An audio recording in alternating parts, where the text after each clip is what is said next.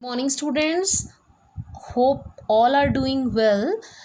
And I hope you have all revised your previous lectures because it's very necessary. आप पहले वाले lectures नहीं पढ़ेंगे that it will be very difficult to learn the next lectures. Okay. Our next tissue is collenchyma. That is a type of one of the permanent simple tissue. Permanent simple tissue was of three types: parenchyma, collenchyma and sclerenchyma. Parenchyma we have already discussed in the previous lecture. Here we will discuss about collenchyma. Collenchyma is also known as flexible tissue. It is also known as flexible tissue. It is living. Okay, it is living. Elongated का मतलब होता है ऐसे elongated है, long, elongated, thickened at the corners. Like in the parenchyma we have learned the cells were thin cellulose deposition, but here the cells are thickened at the corner.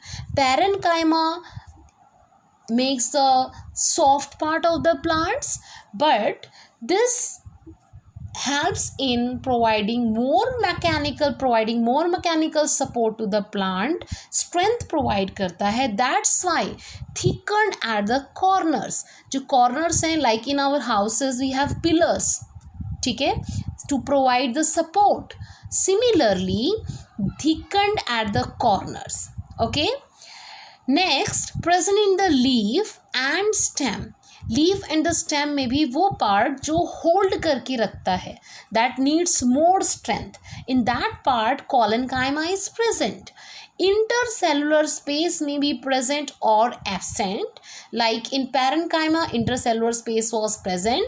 Cell के बीच में जो दो सेल्स हैं इनके बीच में gap present हो भी सकता है, नहीं भी हो सकता है, ठीक है. सेल्स के बीच में this gap is absent or may be present. Absent in monocots or roots. Roots के अंदर this collenchyma is absent, and in monocot plants are characterized as monocot and dicot because monocot means इनके पास जो seeds होती हैं उनके पास दो cotyledons होते हैं, one cotyledon होता है. Like maize, it is a monocot seed, and dicot में like your wheat, like your gram जो चना है वो dicot में आता है. उसमें दो cotyledons होते हैं. चने को आप दो pieces में देखना, दो cotyledons होते हैं. Okay, cells contain few chloroplast. उसके अंदर chloroplast बहुत ज़्यादा थे, but here the chloroplast are few in number. This is the structure of collenchyma. Okay, collenchyma tissue 1 2 3 4 5 6 cells have been shown in the figure. This was the nucleus, and this space showing like structure is vacuole, cell vacuole, and they see thickened at the corners. जो इसके corners हैं, इन corners पर आपका जो है that substance that can be cellulose, hemicellulose or lignin, these are present. Lignin, these are the substances जो इसको यहाँ थिकनिंग हो जाती है ताकि एक स्ट्रेंथ मिले प्लांट को. Okay, provide mechanical support, protects plant leaves from high action of wind. एक अगर यहाँ पर this is the stem और यहाँ पर एक leaf attached है, तो इस part में this part should be having strength, मजबूती होनी चाहिए. अगर ये यहाँ पर होल्ड अच्छे से नहीं करेगी, आपने देखा होगा अगर आप लीफ कंसिडर करें तो लीफ में यहाँ पर this portion is more having more strength as compare to other part. Okay, other part में स्ट्रेंथ इतनी ज़्यादा नहीं होती, इस पार्ट में ज़्यादा होती because this is attach to the branch और लीफ. अगर वो अच्छे से अटैच नहीं होगा स्ट्रेंथ से तो लीफ जो है हाई वेलोसिटी विंड जो हवा तेज़ चलेगी तो लीफ टूट जाएंगी, they will break out. But ऐसा नहीं है, हार्ड नहीं होती हैं, these are elastic flexible.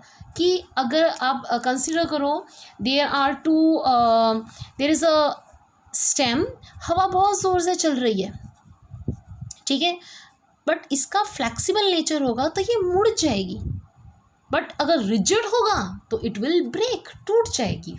So flexibility and elastic, elastic word is elastic, like elastic, stretch हो सकता है, ठीक है, खिंचाव है उसके अंदर, टूटेगा नहीं। So flexibility and elasticity are the two main characteristics of collenchyma. So ease in bending of leaf and stem without breaking, मतलब लीव्स और स्टेम्स को टूटने नहीं देंगे, they will provide ease in bending, ताकि वो ईजिली बेंड हो जाए, ठीक है। अगर हार्ड है, रिजिड है, देन इट विल ब्रेक, टूट जाएगा। देखिए आपने सूखी जो टहनी होती है या सूखी जो आपकी स्टेम होती है, इट विल ब्रेक, ईजिली टूट जाएगी। लेकिन अगर आप कंसिडर करो कोई भी फ्लैक्सिबल पतली सी स्टेम है तो वो जल्दी से नहीं टूटेगी, ठीक है। Okay, this is all about Collenchyma. Hope this is clear to all of you. Revise it through NCERTs along with the lectures and practice the questions and diagrams. Thank you, students.